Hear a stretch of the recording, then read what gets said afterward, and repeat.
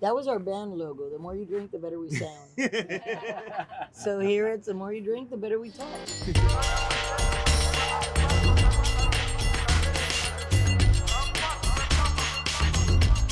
Hey everyone, my name is Ruben Garcia, and I am so excited to welcome you to this special conversation celebrating Father of the Bride. Tonight, we'll be joined by the incredibly talented cast and creative team from the film to discuss the process of bringing this modern rom-com to life. It really is a perfect reimagining of a timeless classic with a cultural twist. And it has something for everyone: family, music, food, a little bit of drama, and a whole lot of heart. I really can't wait for you all to check it out. Before we jump into the conversation, here is a quick look at the film. Poor guy. Poor guy. Okay. Just feel sorry for someone who has no choice but to fight for money, you know? Would you like me to change the channel?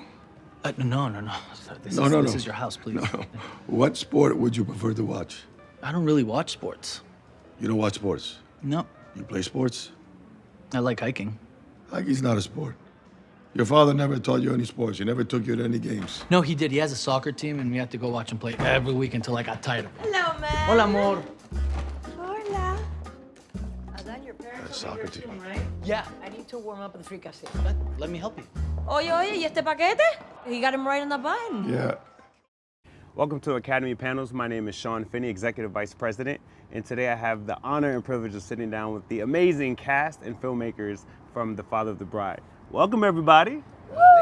Thank you. Y'all gotta make a little more noise. Welcome, everybody. Honestly, y'all, I'm so excited to see this reimagined story told with such culture, such truth and honesty. And it's really the documentation of like the human story, right? We all know how interesting weddings can be. We all know how the drama it brings out in families and all of the others, and I just appreciate the way that you all approached it. And guys, I want to start with you because I feel like we've seen this timeless classic, reimagined before. We had it in the 50s, we had it reimagined in the 90s, and now it has such an interesting lens because I feel like it represents the world that we all live in. And I'm just curious for you, like, what brought you to this film and wanted to tell this story, specifically Father of the Bride? So, when I read the script, what clicked with me is this sense, it's this instinct that I'm an immigrant into this country, and now my daughter, when she's with her friends, she comes in speaking like a valley girl, saying, "Daddy," and I just go like, "What?" And I'm like, "Call me papi or something, but don't do that, no?" And you kind of realize that we came to this country looking for better opportunities, but with that comes a certain tax of losing your traditions and culture and watching that fade into the US, into the American melting pot. And that was my way in. And we spoke about that, and everyone said, that's a way in. I spoke about this with Andy, and Andy immediately started to just say how much this was also an issue for him. So we teamed up around that as well. And of course, Matt's script had all of that texture of Mexicans and Cubans coming together. And it felt like it was just gonna be a lot of fun for the creators to agree on what are the similarities and then what would the differences be. Being that we're the Mexicans, Adria is like an emissary of both countries, no? And then you have the Cubans, and like we all spent vacations in Miami, so then Gloria and Andy introduced us to their Miami, and eventually that was how we built the movie, and the fact that I hoped that was going to be the experience, and it was even better. I love that. I love it. And I love that it's a universal film, It's a universal film, a universal story documenting, again, the human experience. Matt, coming to you. I love that we also really dove into the relationship and the gender kind of roles and changes where we saw Adria's character really propose, which we don't often see. So I'm curious from the perspective of writing, how important was it to be reflective of this new space that we're in, talking about gender, the roles, and the generation and traditional gaps there? Gaz and I always talked about, the Spencer Tracy version is very much the Father of the Bride of its time, and the Steve Martin version is very much the Father of the Bride of its time. What is the Father of the Bride of our time? We knew we had this great immigrant story.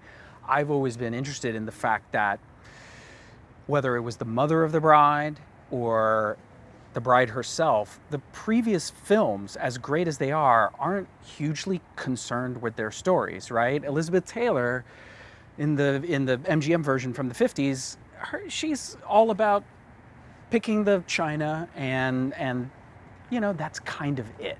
And so we were really interested, maybe because I have two daughters and they're very independent. I thought the father of the bride of our time could, while remaining true to that father-daughter relationship that is obviously at the core of the movie, we could get a first look that the previous movies were not concerned about into the marriage of the parents of the bride and where are they in their relationship.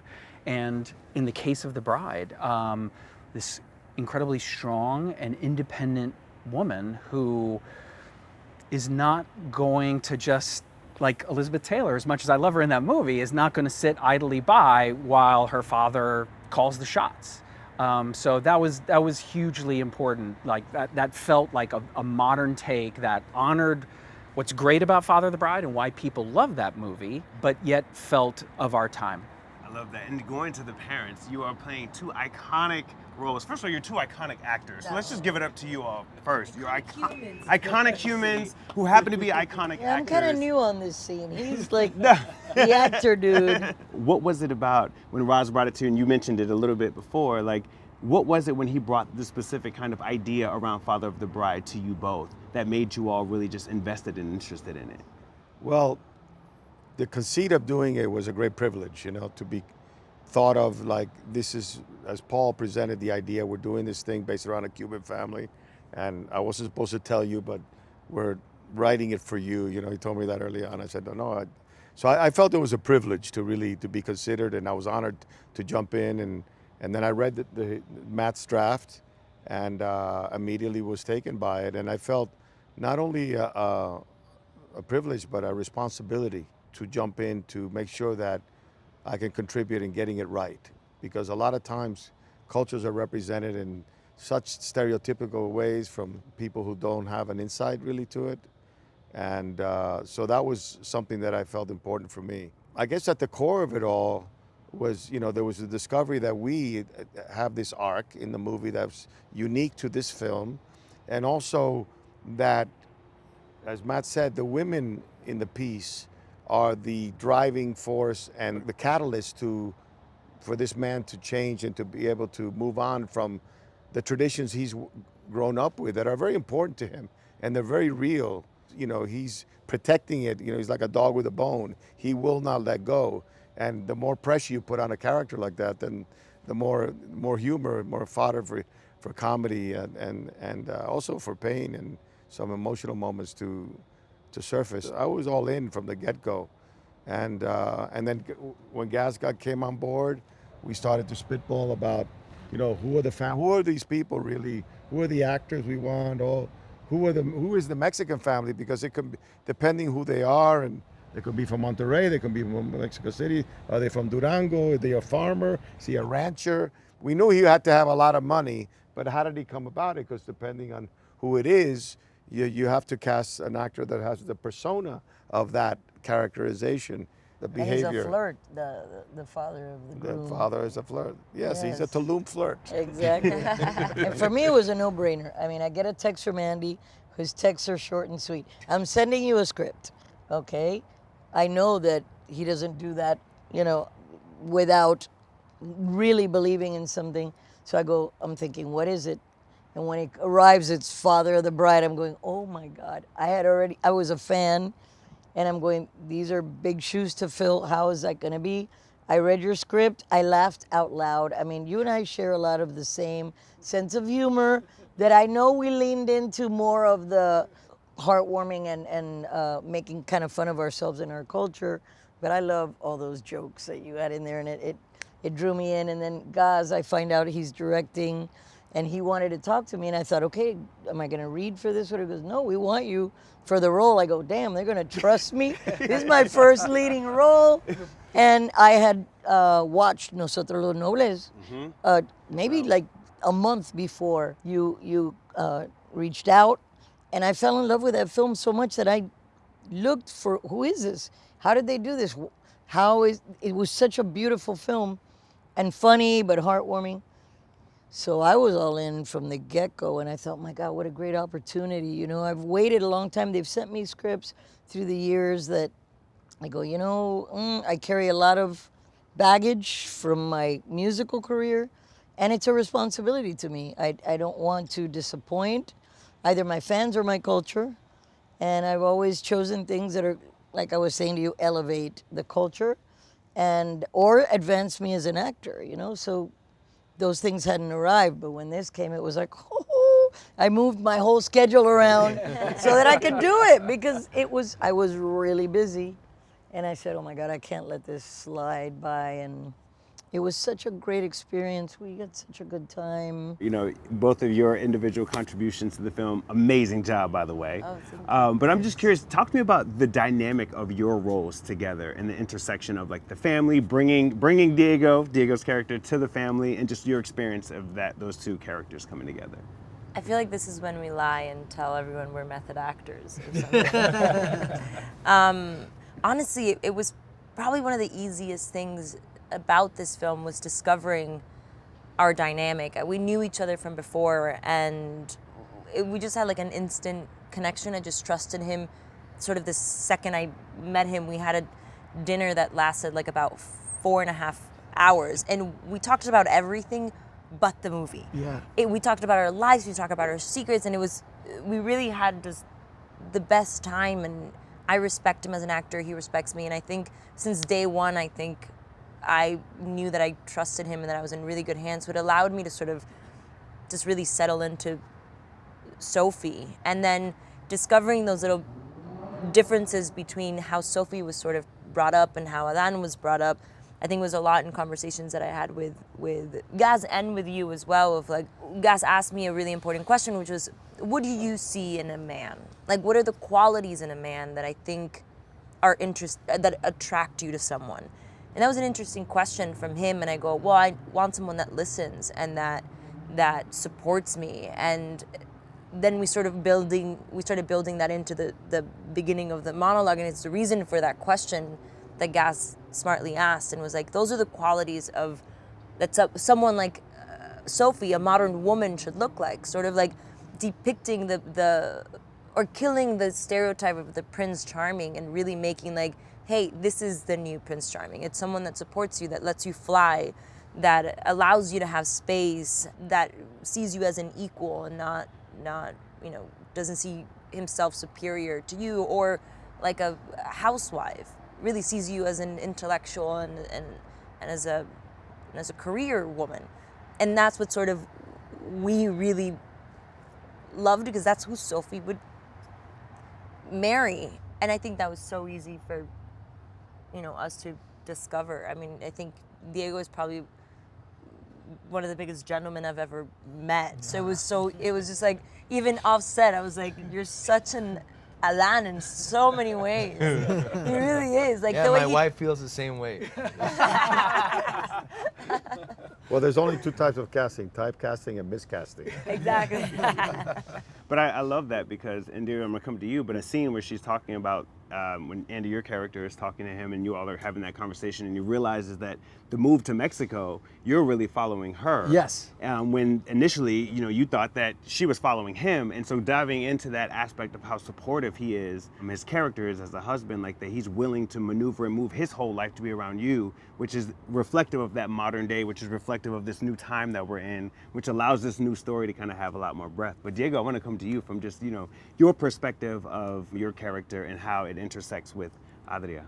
I was honored when Gaz reached out at first, and I was very excited because I came from doing a project where the character I played was completely different to Adan. And after I read the script and I understood, how important it was for Adan to be completely different to Billy, and to really contrast that and have it be, more like the modern guy who's, supportive of his fiance, who's willing to change and adapt to her life. And I love that because it changes that stereotype. And then immediately after, I was like, Adria, let's talk. And we spent hours on the phone just discussing, going over scenes, talking about the character, but also mainly I just wanted us to get to know each other so that chemistry showed on screen.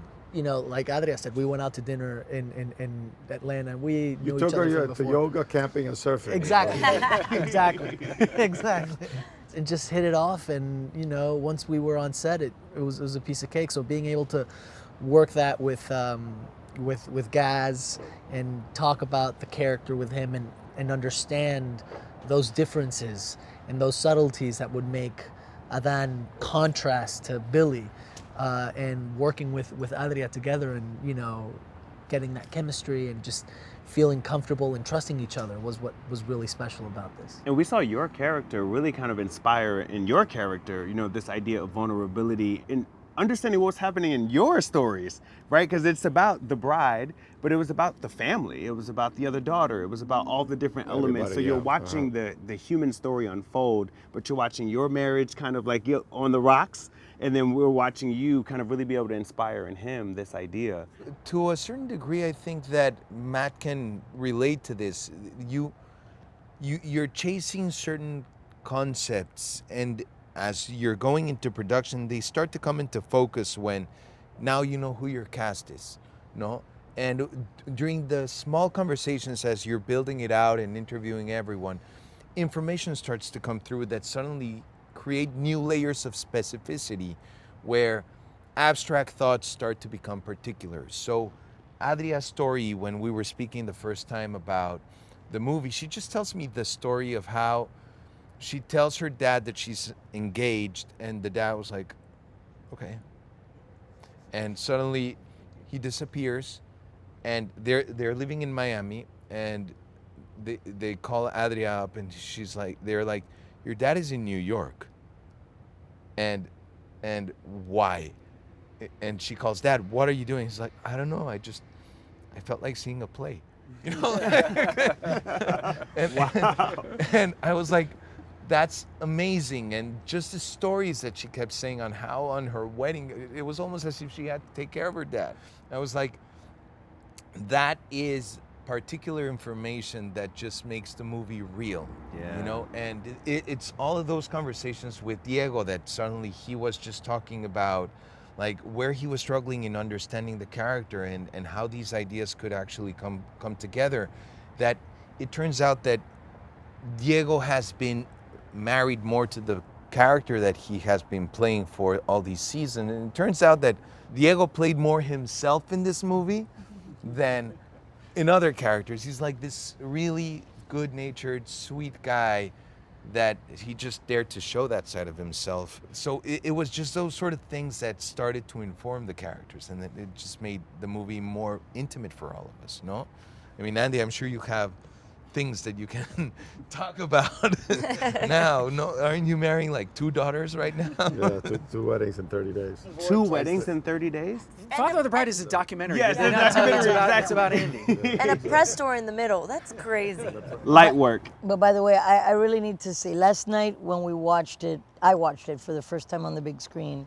So many things came to life that you, even in a simple line, which got a huge laugh, do you have tea? It's like in every single little line, you brought this personality and this person's to life even more. People were cracking up over it because you know immediately, like here he is, Mr. Espresso Man, whipping it up like, you know, oh, he's so proud of making the Cuban coffee. And you just, do you have tea? Oh my gosh. But also, you know, it's all informed from the script, you know, because before he says, do you have tea? He's already said, I've been proposed to, and I like yoga, camping, and surfing.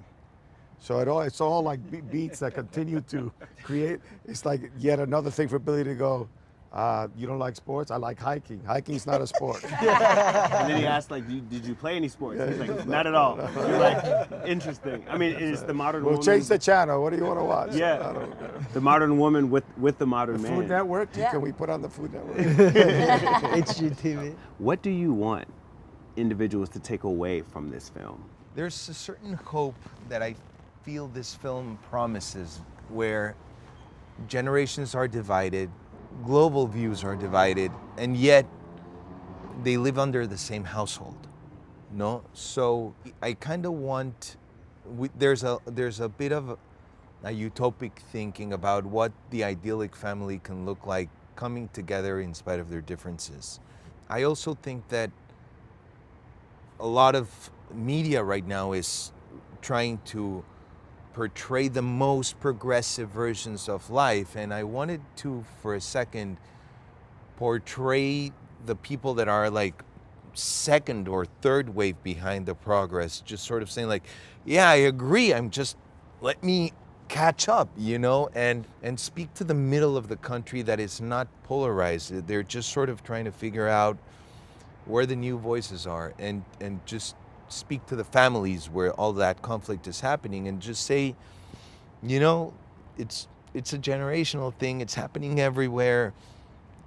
Hang in there. It'll be fine. We all want to be together, and we can break bread at the end. That's my hope, at least, for the movie. Which is why it's a universal film documenting humanity, Yeah. right? And documenting family and documenting the intersections of all of them with this daughter, with the other daughter. Adri, I'm curious for you. What do you want people to take from the film?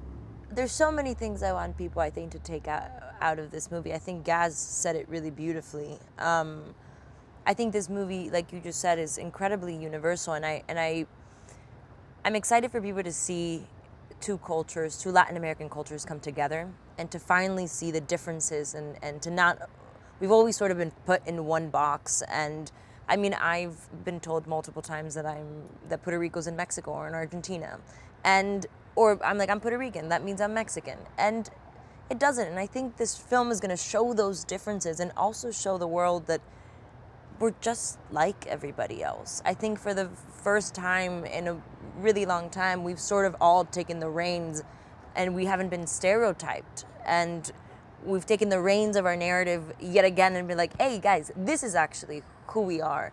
And it's funny and it's warm, but at the same time, we're just exactly like you. We just maybe listen to different music, and maybe eat different food, and maybe dance a little different. At the same time, we're all in this human experience. So I want people to take away that, to sort of see us and see us for sort of who we are, and just really enjoy and have a good time watching this film. We had a blast making this. We had the best time, and I think it's probably the best filming experience I've ever had, and I think I will ever have, because I have fallen in love with every single human on this film, like genuinely. And us actors, I mean, let's be all really honest right now. We lie all the time. We lie all the time. There hasn't been a press tour that I have said, I'm like, I love these people. I'm lying. Yeah. I love these people. How do we know you're not lying? Girl, because I text you, I hug you, like you know how much I love you. Yeah, we still talk. We have a group chat. I feel comfortable with these people. These are like my secondary You family. have a group chat? You tried to FaceTime us the other day on that group chat. What are you talking about? You're like, let's FaceTime, and Gloria was like, which one of us? Which one of us did this? We're like 15 people in this chat. I think we had a blast, and I just want people to have the best time. I think this movie could not have come at a better time. I think the world's crazy out there, and I think this movie will allow people to sort of escape and have fun, while also being taught a couple lessons along the way, without them really, because it's so funny. I think they're gonna see what Gaz was talking about in a funny way, and without realizing just how much they're sort of learning about the dynamics in their family, or the generational gaps, or even the gender roles in their own family. I'm really excited for my grandparents and my grandfather from my mom's side and my father to watch this movie. I think it'll be great. I think it'll be really fun. I love that. And Matt, Diego, Gloria, and Andy, I want to ask you all a separate question. And you kind of alluded to it earlier. How impactful is that experience still? We haven't been in the theater for a long time due to COVID and so many changes in our world that we've known. How important and how impactful is it to still see it on the theater? You mentioned like when you saw it in the theater and you saw everybody responding to the laugh. Like opening it up to you all to kind of weigh It was in. so special for me, because that's the reason that we go to movies, to have a collective experience. And I know we've all learned how to have a collective experience individually in our homes. People had watch parties through apps and things, because we still crave that. I love the fact that everything's accessible from home, because who knows how long we're going to be in and out of this situation. But there's nothing like seeing bigger than life characters, literally bigger than life, on a screen. You see so many subtleties that you'll never catch on a smaller screen.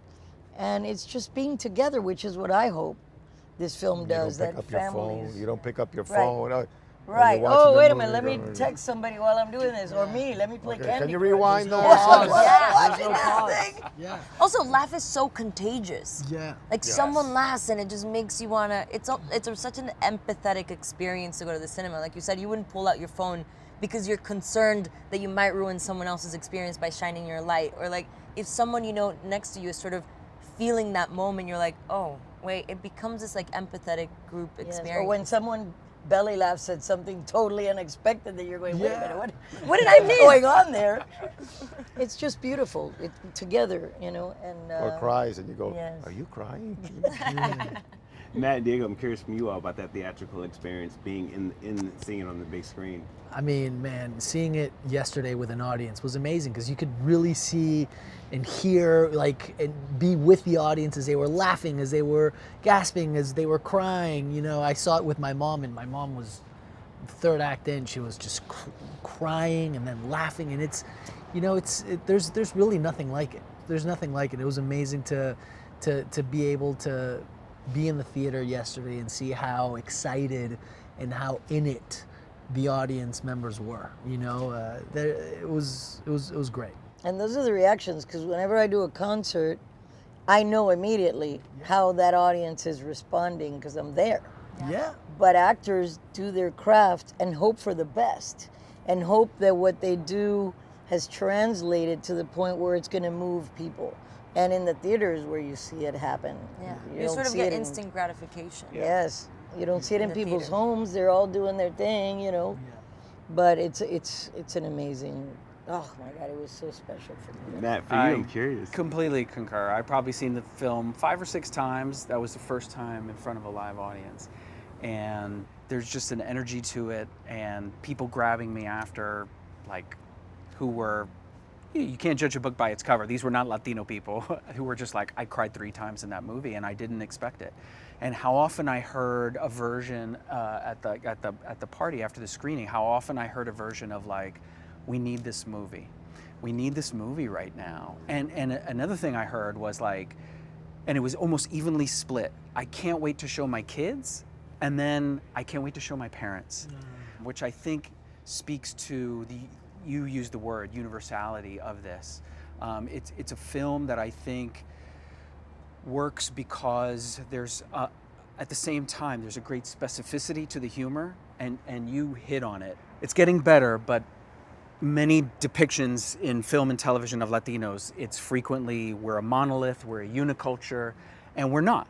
And years ago, I was an executive at DreamWorks. I had a whole other career, and they gave us lunch downstairs. And my assistant came up one day, and she said, she didn't mean anything by it. She's like, oh, they have your people's food downstairs.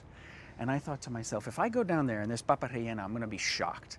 So I go down there, and it was, here's the punchline, it was tostada bar. I was like, okay, she thought it was Mexican food. By the way, that's American food. That's like, that's exactly.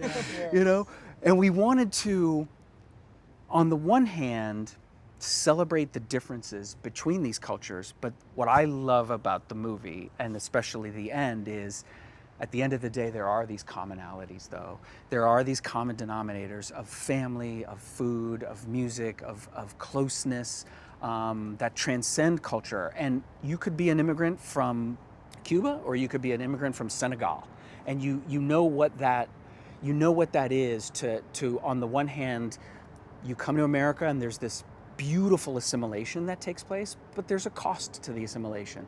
And that tension of like, how do we hold on to these things that are so dear and are so part of who we are, but at the same time join this melting pot. And seeing the audience validate that was just really exciting. Yeah.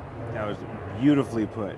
Before I wrap this conversation, because I heard you talking about it a little bit earlier, I have to ask, what is the scene that didn't make it into the film that you all our thought would make, oh God, that was an amazing scene, or you just had fun filming it? So many. The wedding was amazing. I mean, we had so much fun But that's in shooting the that movie. wedding. What would Like, be, what's the like, scene out of that the movie wasn't that that wasn't wasn't in in the there? movie? So I know you said you went through different edits. No, of the everything we laughs wanted was stayed Everything there. is in there. Everything There's we one. wanted There's stayed one there. scene between me and Gloria, that where I said I've tried my best.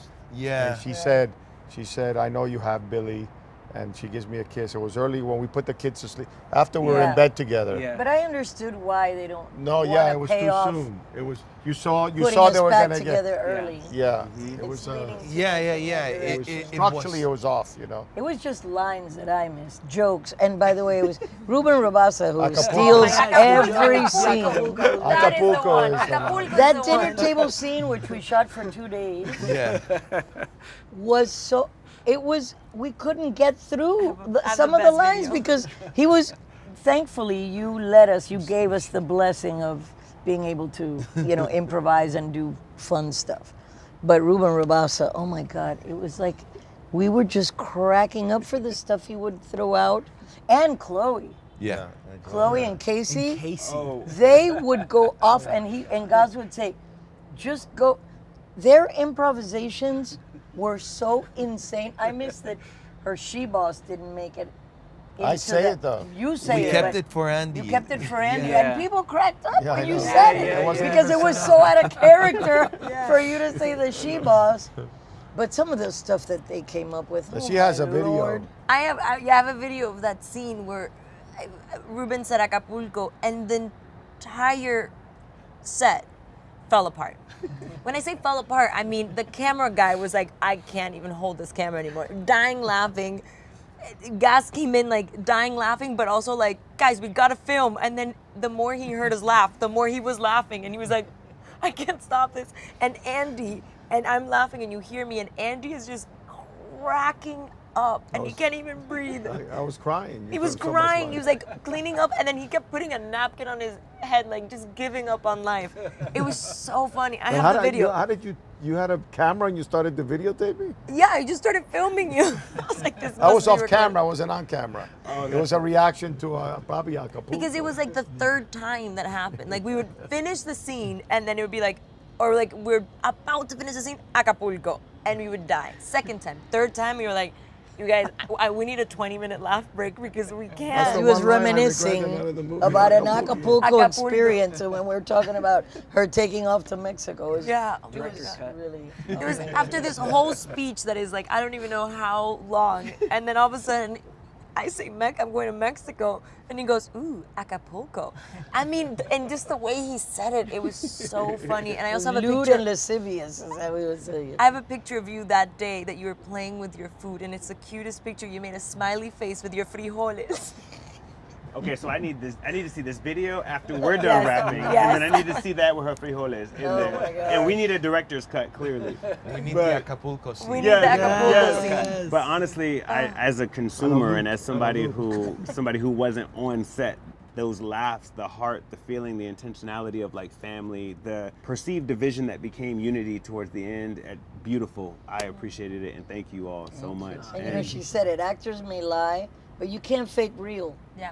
And that energy gets on the project, whether it's music or. I was not on their set. Ironically enough, I was 10 miles away on the set of a television show that I created and was producing. And it was mostly a Latino cast, Latino filmmakers, and we called ourselves La Familia. And it was real. It was that instant, like from the moment we met. And I met most of you really last night for the very first time. And I was around you for 5 minutes, and I was like, that's a familia. I was like, I understand this, I know it. It was very heartwarming to see. And so, as a late comer to the party, thank you guys for being so welcome to the welcoming. party.